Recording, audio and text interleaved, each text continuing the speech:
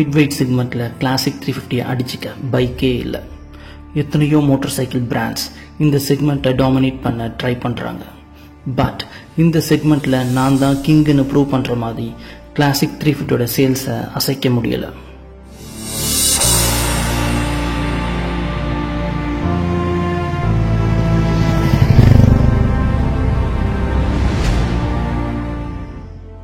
ரீசெண்டாக Royal Enfield new paint ஸ்கீம்ஸில் புது classic 350 மாடல்ஸை release பண்ணாங்க. இந்த நியூ கிளாசிக் 350ல் என்னென்ன ஃபீச்சர்ஸ் இருக்குது அண்ட் அந்த நியூ ஃபீச்சர்ஸில் ஏதாச்சும் ட்ராபேக் இருக்கா, அப்புறம் ஏன் இப்போல்லாம் கிளாசிக் 350 மாடல்ஸில் கிக்கர் ப்ரொவைட் பண்ண மாட்டுறாங்க அப்படின்னு எக்கச்சக்க விஷயத்தை டிஸ்கஸ் பண்ண போகிறோம். ஸோ இந்த வீடியோவை ஸ்கிப் பண்ணாமல் கடைசி வரைக்கும் பாருங்கள். இது நான் உங்கள் Prabhu. Welcome back to my channel.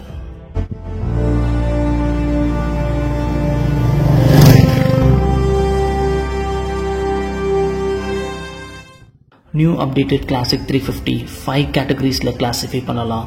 Heritage classic, heritage premium, signals, dark and heritage pro. இந்த 5 கேட்டகரியில் stealth black, gun grey, commando sand, medallion bronze, Madras red, Jodhpur blue and எமரால்டுன்னு டோட்டலாக 7 நியூ கலர் ஷேட்ஸ்லையும், அப்புறம் ஓல்டு பெயிண்ட் ஸ்கீம்ஸில் halcyon green, halcyon black, reddish red and reddish கிரேன்னு டோட்டலாக 11 colour ஷேட்ஸில் கிளாசிக் 350 மாடல்ஸ் கரண்ட்லி அவைலபிளாக இருக்குது.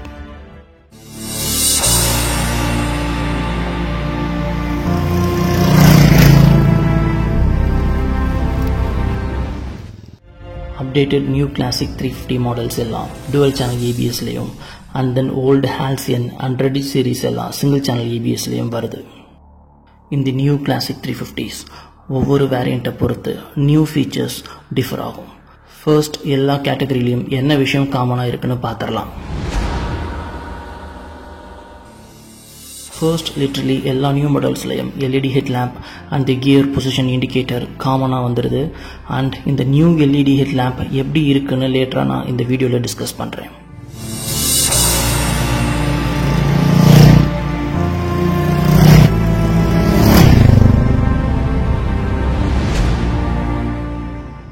Adjustable brake and the clutch levers, LED turn indicators and the tripper navigation இப்படி எல்லா ஃபீச்சர்ஸும் dark and the heritage chrome கேட்டகரிஸில் மட்டும்தான் வருது.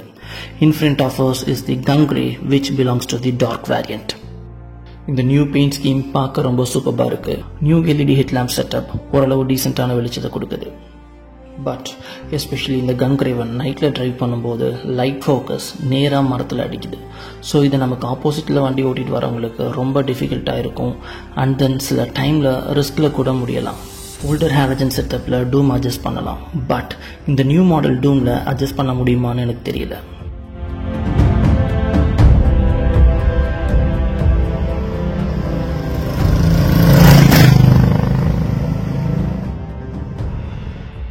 And then one more point I would like to register here is the side mirrors. New Classic 350ல கொடுத்திருக்கிற side mirrors totally visible இல்ல. பின்னாடி வர vehicles சுத்தமா தெரிய மாட்டேங்குது. Actually we should need to sneak over to find out whether any vehicle is coming behind.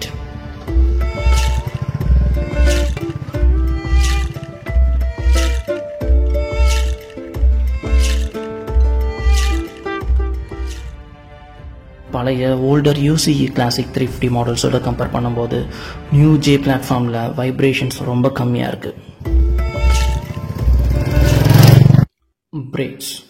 பிரேக்ஸ்னு பார்த்தோன்னா ஃப்ரண்ட்டில் 300 mm டிஸ்க்கும் ரியரில் 270 mm டிஸ்க்கும் கொடுத்துருக்காங்க. நான் முன்னாடியே சொன்ன மாதிரி இது டுவல் சேனல் ஏபிஎஸ் மேண்டேட்ரி ஆனதுக்கப்புறம் என்னை பொறுத்த வரைக்கும் அலாய் வீல்ஸ் டியூப்லெஸ் டயர்ஸ் தான் நான் பெஸ்ட் ஆப்ஷன்னு சொல்லுவேன். ஏன்னா ஒரு பஞ்சர் ஆச்சுன்னா டியூப்லெஸ் டயரில் வீலை என்டையராக டிஸ்மேண்டில் பண்ண தேவையில்லை, அப்படியே பஞ்சரை ஃபிக்ஸ் பண்ணிடலாம். அதே ஸ்போக் வீல்னா என்டையர் வீலை டிஸ்மேண்டில் பண்ணி வீலில் எடுக்கணும். ஸோ இந்த ஏபிஎஸ் வந்ததுக்கப்புறம் ஒன்லி ப்ரொஃபஷனல்ஸால் மட்டும்தான் ப்ராப்பராக ஹேண்டில் பண்ண முடியும். பட் லோக்கல் பஞ்சர் ஷாப்பில் அது முடியாது, ஏதாச்சும் டேமேஜ் பண்ணிடுவாங்க.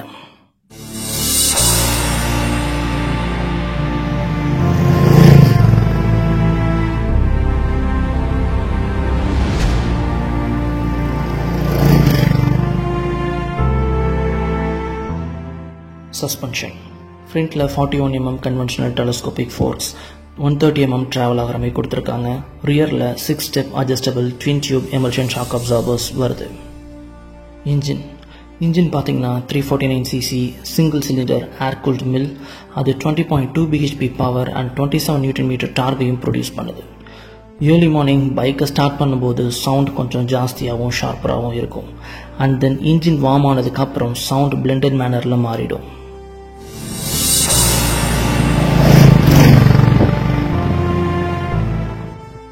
throttle response, pickup and torque லாம் வேற லெவலில் இருக்குது. Neutrally set foot pegs and handle bar gives you commanding riding posture. Saddle ரொம்ப கம்ஃபர்டபுளாக இருக்கும். சிங்கிள் ஸ்ட்ரெச்சில் 100 km வரைக்கும் போகலாம். Then you will feel some discomfort.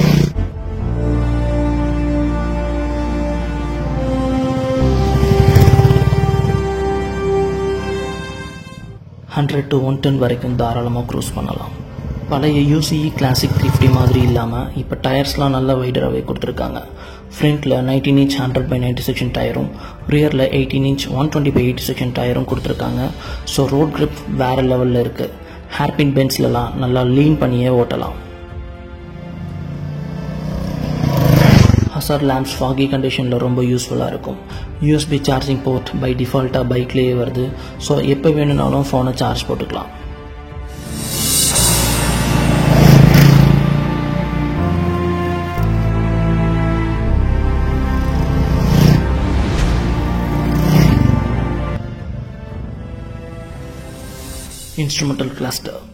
Instrumental கிளஸ்டரில் அனலாக் ஸ்பீடோ டயல் இருக்குது. இந்த டைனி டிஜிட்டல் டிஸ்பிளேல தான் trip meter and gear position indicator read அவுட்ஸ்லாம் டிஸ்பிளே ஆகும்.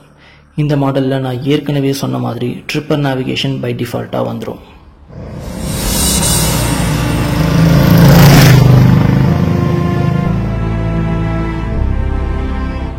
லாஸ்ட் பட் நாட் லீஸ்ட், நான் ஃபஸ்ட்டு சொன்ன விஷயத்துக்கு வந்துடுறேன். கிளாசிக் 350ல் இப்போல்லாம் கிக்கர் ப்ரொவைட் பண்ணுறது இல்லை.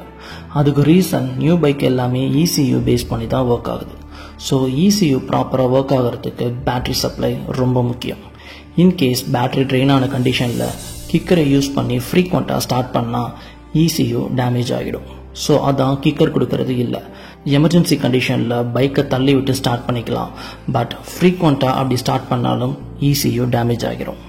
கிக்கர் இல்லாத கிளாசிக் 350 மாடல்ஸை பொறுத்த வரைக்கும் பேட்டரியை ப்ராப்பராக கேர் பண்ணிக்கிறது ரொம்ப நல்லது. இந்த வீடியோ உங்களுக்கு ரொம்ப பிடிச்சிருக்குன்னு நம்புகிறேன்.